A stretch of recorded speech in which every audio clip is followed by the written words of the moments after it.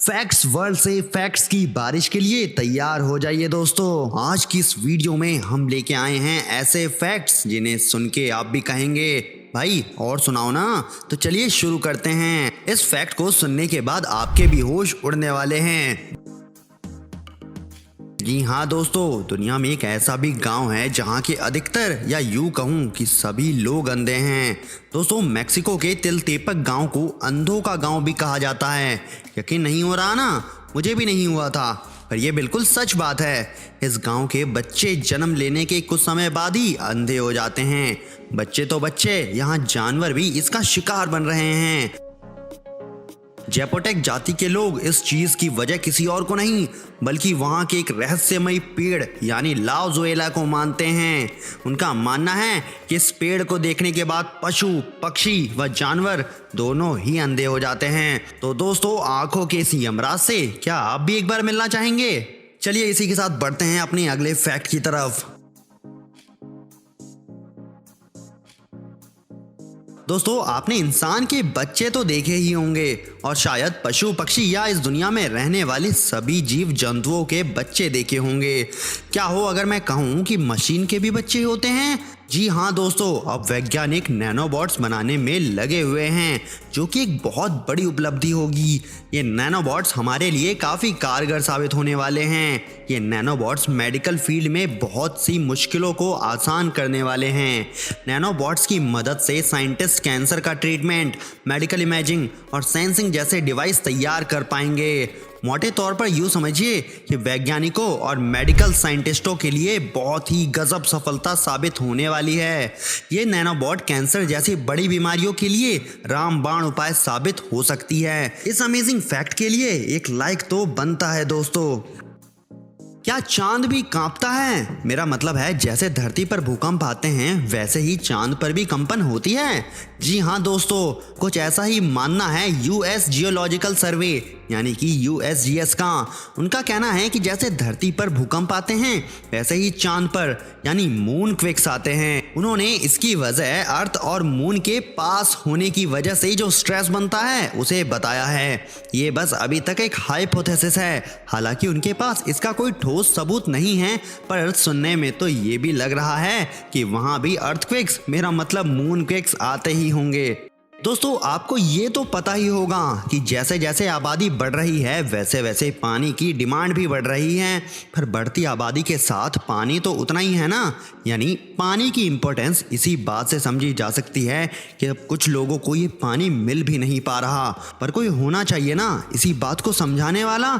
और इसी बात को समझाया है भारत की 5 साल की सिमर चिश्ती ने, जो कि राजस्थान के अजमेर की रहने वाली है। इस बच्ची ने वाटर फॉर ऑल कॉन्फ्रेंस के दौरान कहा कि आज हम पानी को नहीं बचा रहे हैं, कल पानी भी हमें नहीं बचाएगा। दोस्तों, अगर ये बात 5 साल की बच्ची को समझ आ सकती है तो हमें क्यों नहीं। और वैसे भी जल है तो जीवन है। अगर आप भी इस बात से एग्री करते हो तो कमेंट सेक्शन में जरूर बताएं। चलिए बढ़ते हैं अगले फैक्ट की तरफ। इस फैक्ट को सुनने के बाद चोरों की भी हंसी नहीं रुकेगी। चोरों को सामान चोरी करते हुए तो देखा होगा, खाने की चीजें चोरी करते हुए भी देखा होगा, पर क्या आपने किसी को मर्दों के अंडरवियर चोरी करते हुए देखा है? चोरों को बेशकीमती चीजें चोरी करते हुए तो देखा होगा, लेकिन इस चोर के इरादे तो मर्दों के अंडरवियर चुराना है। जब घर वालों ने सीसीटीवी कैमरा लगाए तो इन महाशय की शक्ल साफ साफ देखी जा सकती थी, पर फिर भी इन्हें पकड़ा नहीं जा सका क्योंकि इस चोर ने अपने मुंह पर मास्क लगा रखा था। शायद वो चोर कोविड एप्रोप्रिएट बिहेवियर का पालन करके चोरी करता था।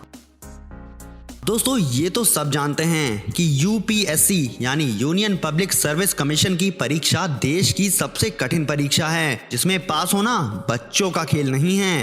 कई लोगों की आधी उम्र तो बस इसे क्लियर करने में निकल जाती है, पर अगर एग्जाम क्लियर हो जाए तो अगली बड़ी परीक्षा इंटरव्यू क्लियर करना होता है।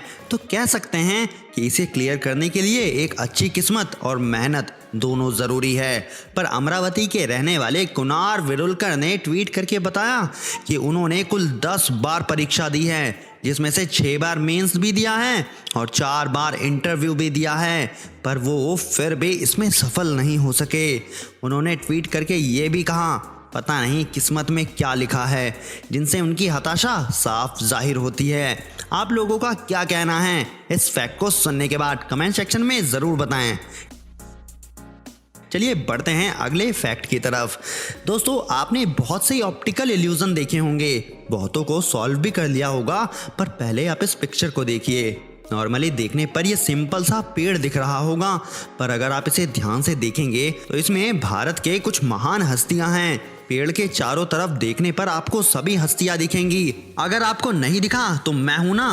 पेड़ के तने में दाहिनी ओर देश की पहली महिला प्रधानमंत्री इंदिरा गांधी है। वहीं उनके ऑपोजिट साइड में सरदार पटेल का चेहरा बना हुआ है। बाईं और थोड़ा सा ऊपर जाने पर आपको लाल बहादुर शास्त्री जी मिल जाएंगे और उनके ठीक सामने देश के पहले प्रधानमंत्री पंडित जवाहरलाल नेहरू का चेहरा दिख जाएगा।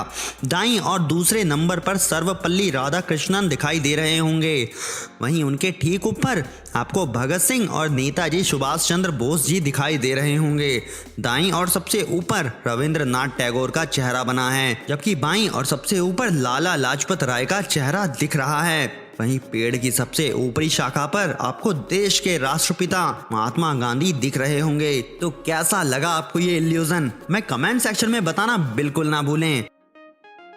चलिए बढ़ते हैं अगले फैक्ट की तरफ। दोस्तों, ये फैक्ट है अमेज़न नदी के बारे में।